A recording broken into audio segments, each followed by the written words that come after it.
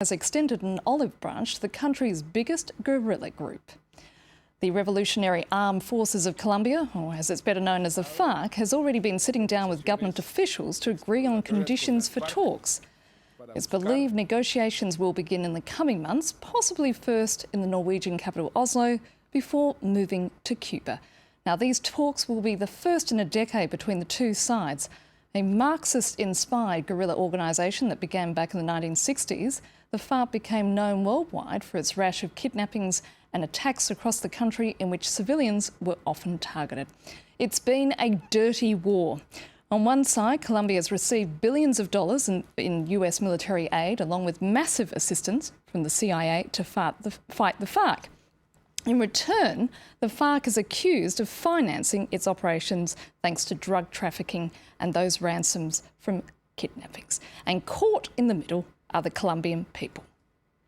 The best thing right now is to make clear decisions and tell the guerrillas that it's not okay. And if they're going to do something decisive, they must take immediate measures and not join negotiations if they have no intention of ending the war. I don't think we are ready yet. I think the FARC have tricked us a lot. And now they have fooled us again. And with me here in the studio is Dorley Castaneda, a consultant in peace building in Colombia. In Washington, Colin Hardy, a Latin American analyst, joining us from London rather, and from Washington DC, Virginie Bouvier, a senior program officer for Latin America at the US Institute of Peace. And also here in the studio is Pascal Drouhard, a Latin American specialist who's often a guest here at France 24 and author of FARC's Confession of a Guerrilla, and my very own colleague, Alexis Mascarelli, from the France 24's International Affairs Desk. First of all, Dorley, I want to ask you, the Colombians are desperate for a solution to this conflict which has been going on for more than 50 years. I mean, we saw there a sort of a mixed reaction as such. I mean, there's certainly a degree of cynicism, isn't there? Actually, Colombia has been in peace talks since many years. Like the history of Colombia is based on peace talks with the guerrillas. So we are having this enthusiasm of one moment, then all people are against peace talks, and this is the way Álvaro Uribe was elected last time, because the peace talks were not working good enough for everybody, and violence was increasing. So everybody was against peace talks and have chosen the candidate who was supporting war. So this is part of the Colombian cycle. So this is going to be like the first. Well, the difference now is that we have a lot of support from the US, and as you said before, US has been supporting war with a lot of military aid and a lot of this is a huge aid package based mostly on military aid, and not enough peace. That's, I believe, what is going to be the change now is to have the Washington behind these peace talks, and that's going to be a great difference. Pascal, do you agree that now Washington has changed its tune? It wants peace in the region, so it's going to do everything it can to help the government achieve that objective? Yes, because times have changed. I mean, Colombia today is a country where the economical growth is around 5%. I mean, people learn to live within the war or the internal conflict, within the problem of drug and traffic of drug in the region, in Andean region, within the presence of the US, for sure. You know that Colombia is one of the countries in the world who is receiving the most important military help ahead of the US. But for sure, times have changed. For the US, the priority today for the security reasons is Mexico, is Central America, because Central America is becoming one place in the region where the traffic of drug traffic is the most important. I mean, the priorities, the urgencies have changed, and Colombia is, with Brazil, one of the countries where, as I said, the economical growth is the most important today. Virginie Bouvier in Washington, DC, what do you think? I mean, do you agree with what Pascal has just been saying? Well, I'm not sure that the conversion has fully happened, and it may take a little while. I think that for quite a while, the predominant feeling in Washington was that if you strengthen the Colombian armed forces, they will be able to weaken the FARC sufficiently to bring them to the negotiating table. That said, I don't think there's ever been a real end game or a real definition of what that means that the FARC is weakened sufficiently militarily.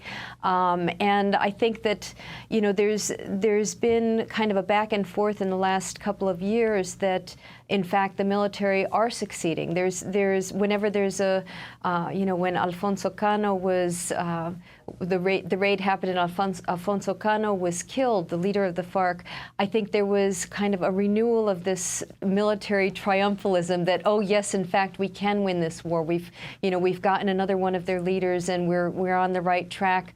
So I'm not sure that reality has fully penetrated Washington yet. I think that's what needs to happen. I think the U.S. needs to be convinced that peace is the path forward right now.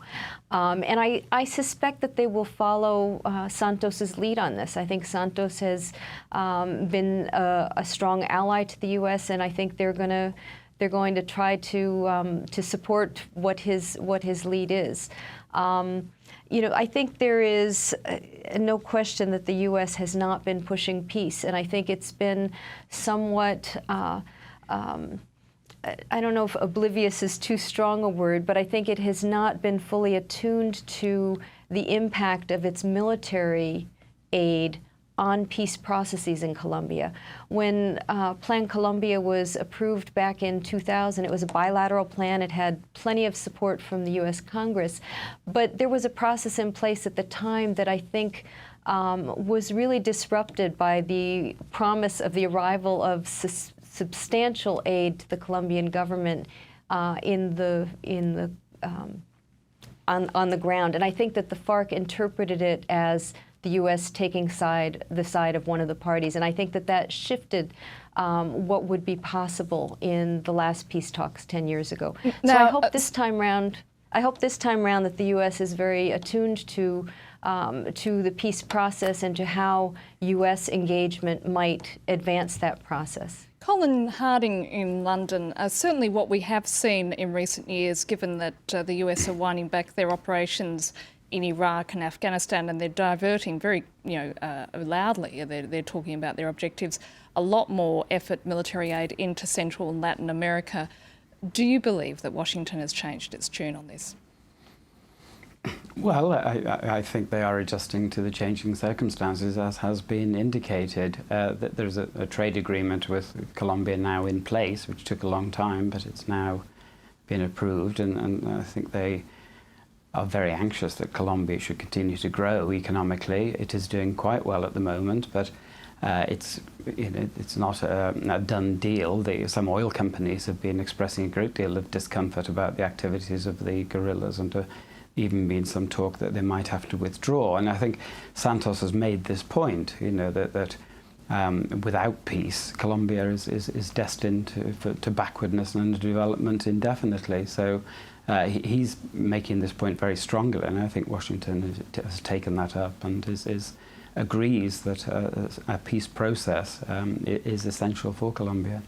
Now, of course, this has been a bloody conflict with many victims, and of course for us here in France, we remember very well the case of Ingrid Betancourt, who was held hostage for 6 years, not to mention our own correspondent, France 24's Romain Langlois, who was in captivity for 30 days. Let's take a listen to what he had to say after he was released and came back to Paris. Unfortunately, it's not just a drug cartel, it's far more complex, an old guerrilla movement, very political, and of course I've denounced what they've done for several years now, made up of young Colombian peasants. They undergo government repression, very strong, and they live in utmost poverty, no schools, no roads, no hospital, and therefore they enroll in the guerrilla movement. And so this guerrilla movement, I think, continue to operate as long as the social economic structures of Colombia continue to be what they are. And a movement which has a political message and is fed up with war. And that was Francois Romeo Langlois just talking to us after he was released from captivity. Alexis Mascarelli, the reality is in those remote areas which you can only reach by boat, certainly not by road, the FARC still command sizable support. They certainly do, and on all the border areas in south with Ecuador, on the east with Venezuela, and the north in Panama. That's probably the region I know the most. And they move around pretty freely around there. You have to imagine the terrain. It's very thick forest. It's marshland. And it's very difficult for any organized armed force to follow those guerrilla around rivers, around those marsh.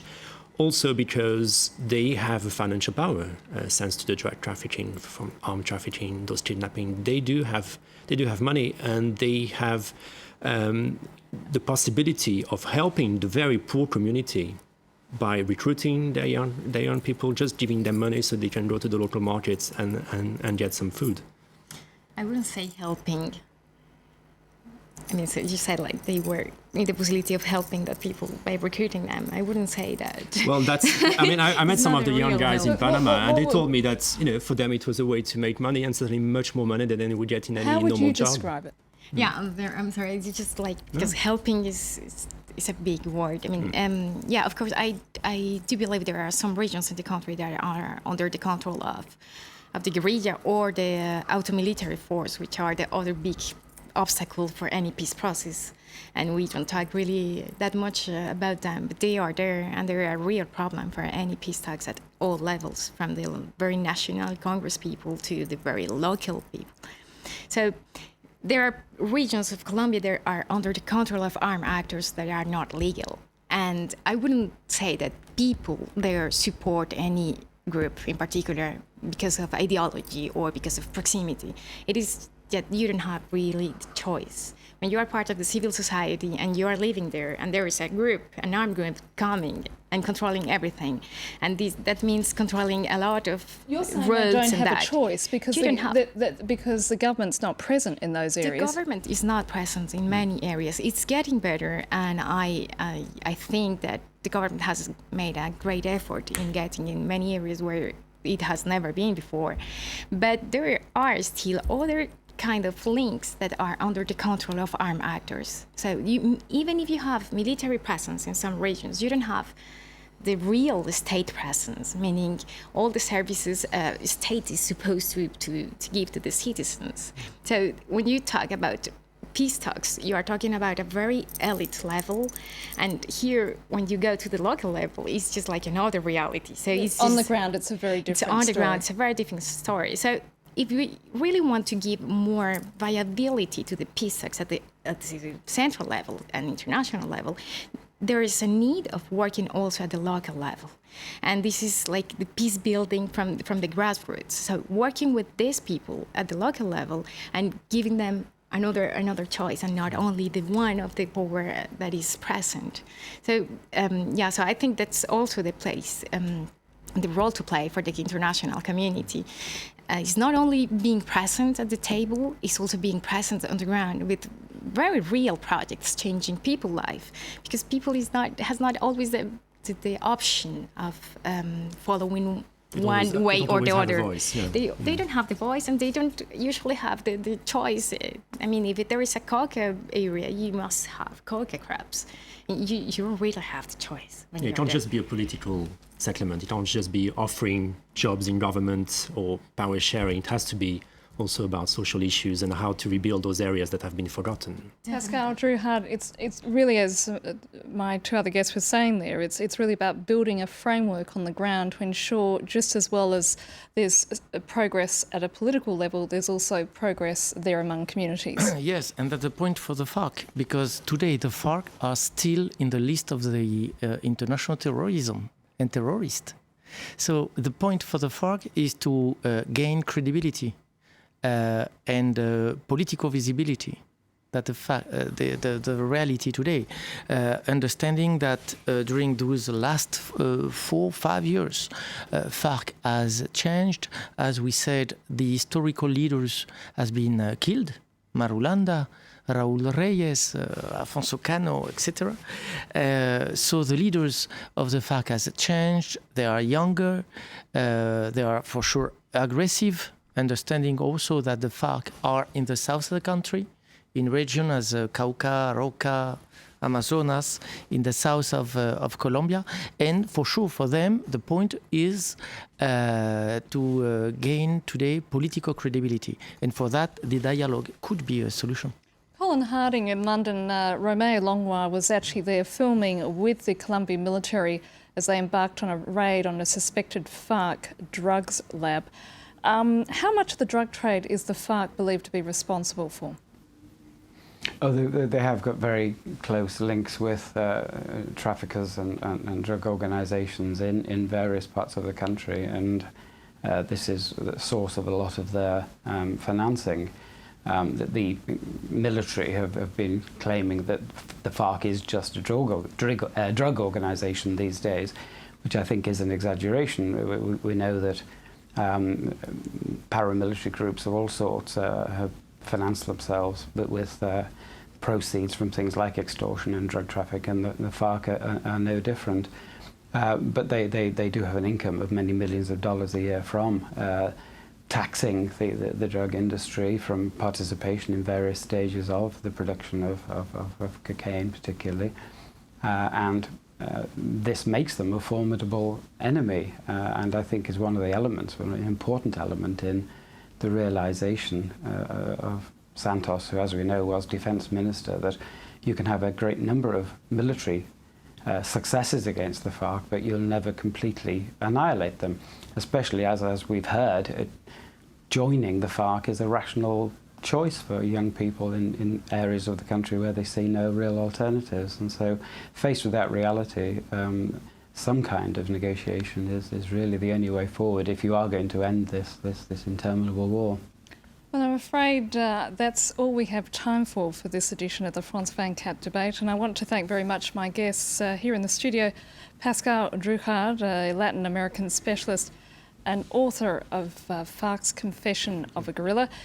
In London, Colin Harding, a Latin American specialist, also from Washington DC, Virginie Bouvier, whom I'm afraid we ran out of time, and I would have definitely liked to come back to you, Virginie, and asked a few extra questions.